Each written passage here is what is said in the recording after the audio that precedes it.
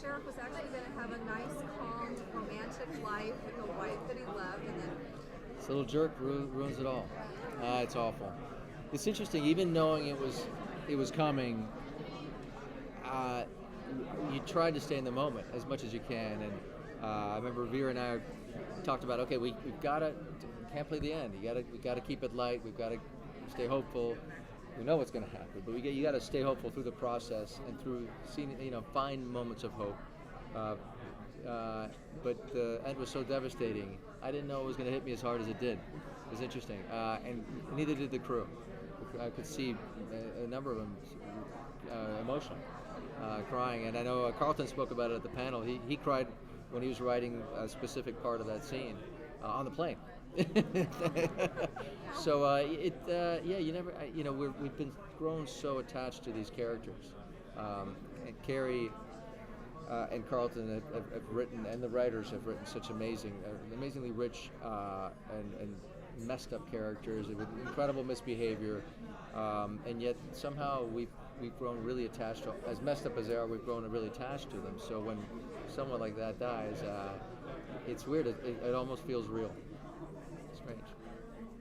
So since Norma's essentially going to be living in Norman's head now, like he's pretty much going to be like the only one kind of seeing her, does that mean, do you ever get to work with Vera anymore? I can't imagine, unless I start hallucinating, I can't imagine I do, which was the other, I know Max spoke about this, I don't know if you guys got a chance to go to the panel, he spoke about this at the panel, that one of the sad things last year, he had a phenomenal bunch of scenes with Vera at the end where they didn't see eye to eye, he left, on bad terms with her, but he said outside of those scenes, what was even more painful was knowing that he wouldn't have scenes with her again, ever again. And I certainly felt the same way. I knew going into it after episode 9, I was like, well, that's it. Except for trying to put a ring on her corpse, it's just not quite the same as interacting with her in real life. So unfortunately, Freddie hogs her all to himself next season. You'll be directing again, though. I will. So I'll get him back. Yeah. So how has that experience been like? It's been a gift. I mean, I never in a million years thought I'd get that opportunity, and it really is thanks to Vera. Vera is the one who encouraged me to pursue it. We talked about scenes when we rehearsed scenes in the first season, and we talked about, we worked on blocking, and oh my God, here we go. And Carlton is awesome, and we talked about. And so she offered that. She said, you really should direct the show. And I go, I have no experience. This is crazy. She goes, no, you could do it. I said, I don't know one thing about camera or anything. She said, you really should. And so she encouraged me to. And so I approached Carlton, and he was amazing. He said, I could see that. And I asked if I could trail the producing director, our amazing producing director, Tucker Gates. And then he said, would you, if somebody drops out, do you think you could fill in season 3? And I sort of naively said, yeah, sure. And sure enough, somebody did drop out. So I had to very quickly, my learning curve had to go, very quickly, but I was thankfully surrounded by obviously an amazing cast, but an equally impressive crew, and I learned so much in both experiences, and I will continue to hopefully learn as much as I can from this third experience. Do you know what episode it is? I do. It's the 5th episode. I can't say I know what's going to happen. It's sort of broad strokes, but it's a good one for sure. Yeah. Well, they're all good. This is a particularly good one. Because you were there. Well, there you go. Hey, you said that. Your words, not mine. So there is only one more season left. How hard is it going to be to say goodbye to everybody?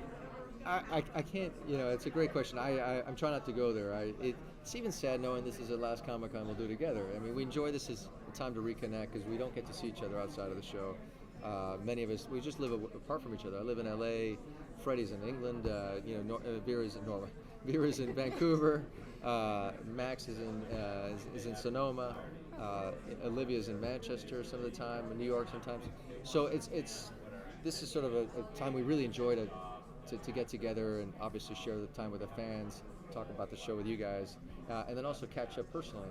So it's been sad. I know I'm trying not to, it's sad this is the last time we get to do it, but we'll stay in touch. I mean, these are friends that I know will be lifelong friends. So we have many years to look forward to together.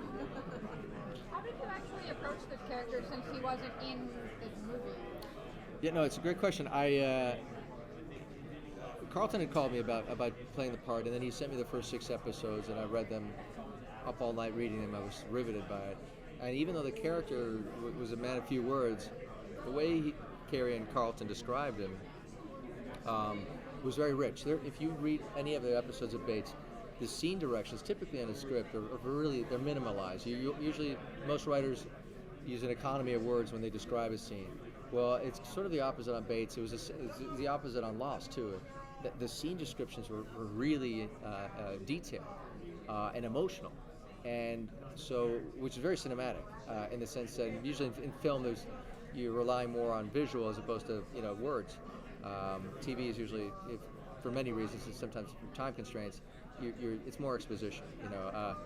But this was more filmic, and so and my character certainly was a man of few words. So I love all of the scene descriptions. I said I can play that behavior. I can play the subtext here, or not play the subtext. I can go against it.